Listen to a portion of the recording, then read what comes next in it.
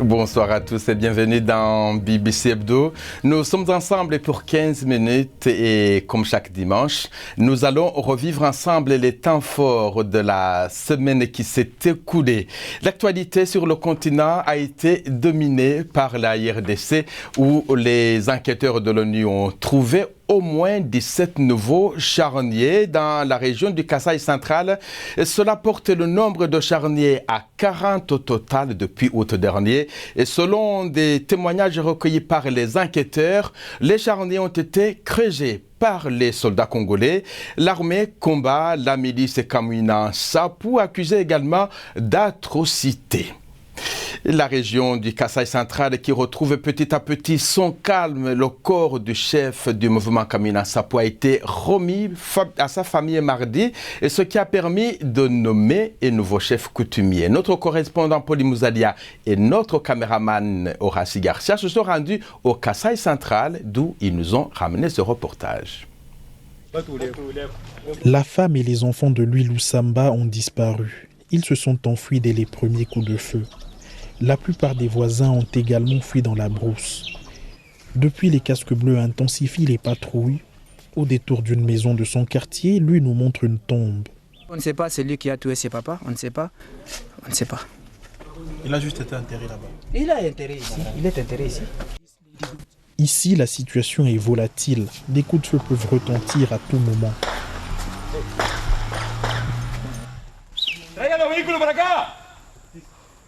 Après quelques minutes d'interview, des coups de feu éclatent. On ne sait pas, ça vient d'où. Nous sommes au Kasaï central. Cette partie du pays était jusque-là épargnée par les violences.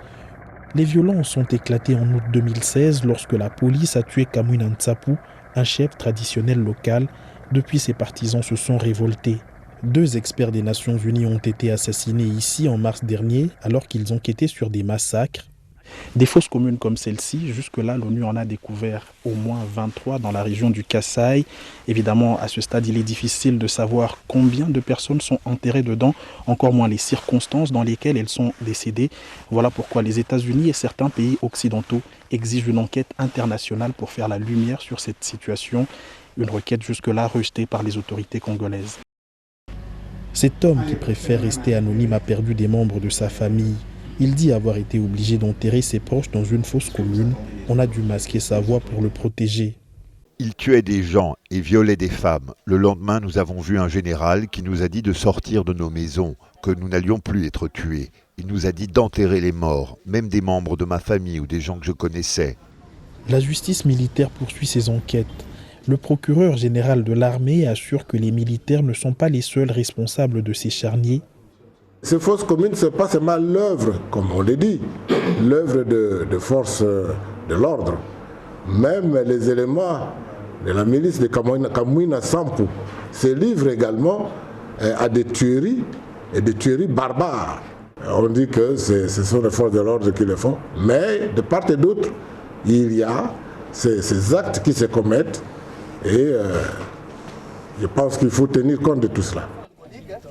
D'après les Nations Unies, ce conflit a déjà causé près de 400 victimes et plusieurs milliers de déplacés. De nombreux autres civils sont coincés ici, piégés entre le feu de l'armée et des insurgés. Paul Mouzalia, de retour du Kasaï, BBC Afrique. Et puis l'armée ougandaise a abandonné sa traque de Joseph Kone. Les soldats ougandais ont commencé à se retirer de Centrafrique où elle est traqué le leader de la LRA. Selon l'Ouganda, le groupe rebelle est maintenant faible et inefficace. Les soldats américains s'étaient déjà retirés le mois dernier. Ajoutons que cette semaine, 154 migrants burkinabés sont rentrés au pays après une évacuation de Libye organisée par l'Organisation internationale pour les migrations. Ils sont arrivés mercredi à Ouagadougou à bord d'un vol spécial et se disent heureux d'avoir retrouvé leur patrie. Beaucoup décrivent les services dont ils ont été victimes dans les centres de détention libyens. Fait comme des animaux, vous voyez, toutes les sortes. Pour on n'a pas trop parlé, on peut dire que c'est la traite négligée qui est revenue encore sur ce pays. C'est-à-dire qu'il prend les gens, il les vend comme des animaux. C'est quelque sorte qu'on traite là-bas. Chaque jour, tu ne peux pas te laver. Si tu dis que tu vas te laver, c'est problème. Ils vont te frapper. Ils viennent épiceler. Dès que tu as vu, ils te tirent en même temps. Chaque jour, on te prend, on ne sort pas. On ne sort pas, ils même dit peau noire. Peau noire, c'est pas la même chose. Ils sont européens, non africains. Moi, j'ai fait 5 prisons. J'ai fait 7 mois, 5 prisons. Bon, c'est la population. Les civils, ils ont les prisons. Ils prennent les noirs, ils mettent en prison. Et on nous torture, on nous donne les appareils pour qu'on appelle les parents, ils amènent l'argent. Une personne a droit à payer 600 000 francs pour sortir en prison. Toujours sur le continent, au Nigeria, le chef des renseignements a été suspendu par le président Muhammadu Buhari et sa mise à pied fait suite à la découverte de 43 millions de dollars en liquide dans un appartement à Lagos. Ayo Oke avait déclaré que l'argent appartenait à l'Agence nationale de renseignement. Le reste de l'actualité en bref et en images. Le président français a conféré la nationalité française à 28 anciens tirailleurs sénégalais. Et ces derniers avaient combattu dans les rangs de l'armée française. Et François Hollande a rappelé que donner la nationalité française à ces anciens soldats était une façon de réparer l'injustice. Au Niger, le président Mahamadou Issoufou a remplacé son ministre de l'enseignement supérieur. Objectif, faire retomber l'attention dans les universités. Un étudiant avait été tué par les forces de l'ordre lors de manifestations sur le campus de Niamey il y a 9 jours. Depuis, les étudiants réclamaient le départ du ministre de l'enseignement. Le grand bluff de Donald Trump, le porte-avions américain annoncé il y a quelques jours par le président comme voguant vers la péninsule coréenne, avançait en réalité dans l'autre sens vers l'Australie.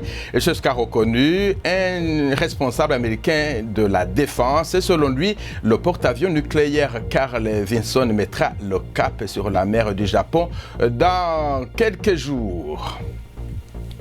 Les États-Unis veulent revoir l'accord sur le nucléaire iranien.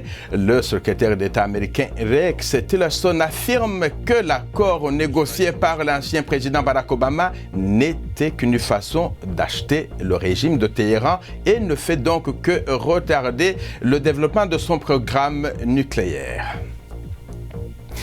Avant, et vous allez le voir, et après, l'Égyptienne Eman Ahmed était la plus grosse femme du monde. Elle pesait 504 kilos à cause d'une maladie, l'éléphantiasis. Aujourd'hui, elle a perdu la moitié de son poids grâce à une opération effectuée gratuitement en Inde.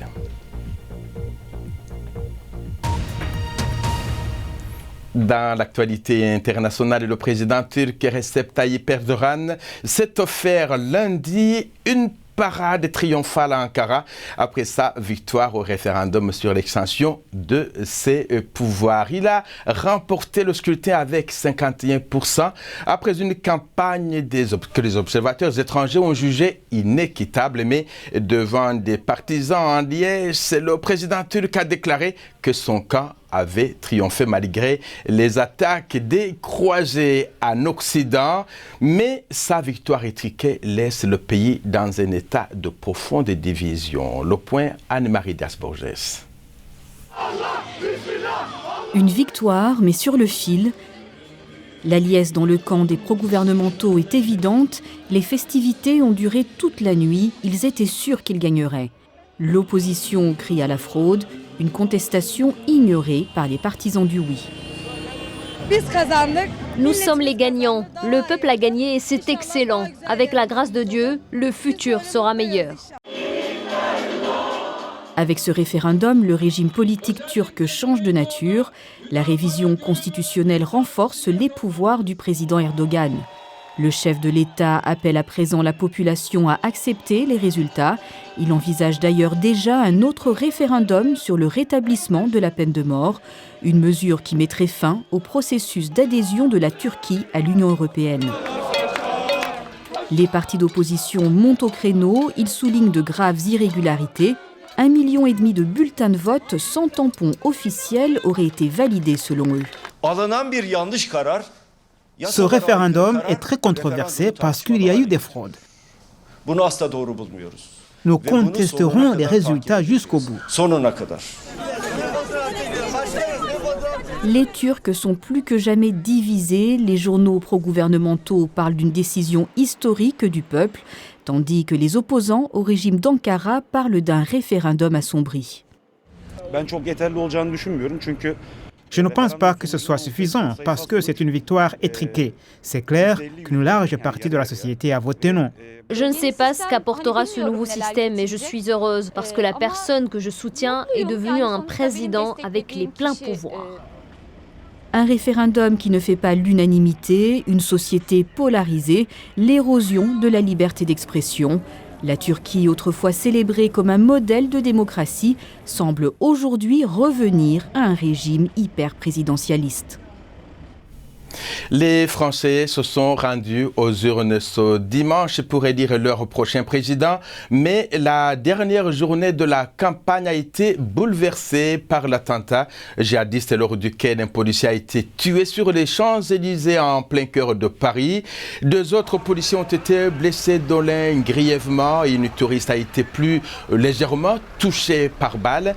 L'assaillant a été abattu par la police. Il s'agit d'un Français de 39 ans qui faisait déjà l'objet d'une enquête antiterroriste. L'attaque a été revendiquée par le groupe djihadiste État islamique. Une perquisition a été menée au domicile de l'assaillant. Des investigations sont en cours pour établir s'il a bénéficié ou pas de complicité. Il n'y a pas que des Français qui votent. Les Britanniques sont également appelés aux urnes le 8 juin prochain. Une annonce surprise mardi de la première ministre Theresa May.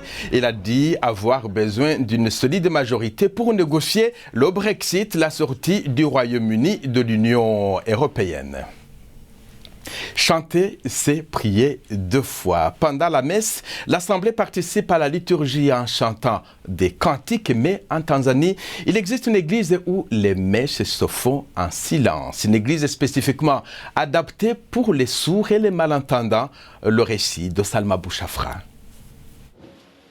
Les chants d'adoration, les louanges et même le serment. Dans cette messe, le service se fait en langage des signes. L'église d'Emmanuel, pour les sourds, a vu le jour en 1997. Elle compte environ 200 membres. Son fondateur, lui-même malentendant, l'a créée pour les gens qui souffrent de surdité. Mais parfois, les serments sont disponibles sous forme de discours pour ceux qui peuvent entendre et ne connaissent pas le langage des signes. Nous avons réalisé qu'il y a de nombreux sourds qui vont à l'église, mais sans le langage des signes, ils ne comprennent pas les sermons. C'est ce qui nous a inspiré à fonder cette église. L'une des membres auxquels nous avons parlé nous a fait part de ce que cette église signifiait pour elle. Je suis heureuse d'appartenir à cette église, parce qu'avant j'avais l'habitude d'aller à l'église où les sermons étaient parlés et je ne comprenais rien. Heureusement, ma famille m'a amenée ici et je suis très contente. L'église a aujourd'hui 4 autres structures à travers la ville. Les initiateurs de ce projet ont une vision plus large. Ils comptent construire plus d'églises pour les sourds à travers le pays et voire même à l'échelle continentale. Et on se quitte avec des images qui nous viennent de Chine où une maman panda s'est fait remarquer pour son extrême maladresse face à son petit. Quifu, c'est son nom, se couche accidentellement sur son ourson de 9 mois qui a le plus grand mal à se libérer, tandis que sa maman se goinfre de bamba. Quifu n'en est pas à sa première bévue au début du mois. Elle avait atterri chez son petit en descendant d'un arbre. Et c'est la fin de ce journal. Merci de l'avoir suivi. Je vous dis au revoir et à très bientôt.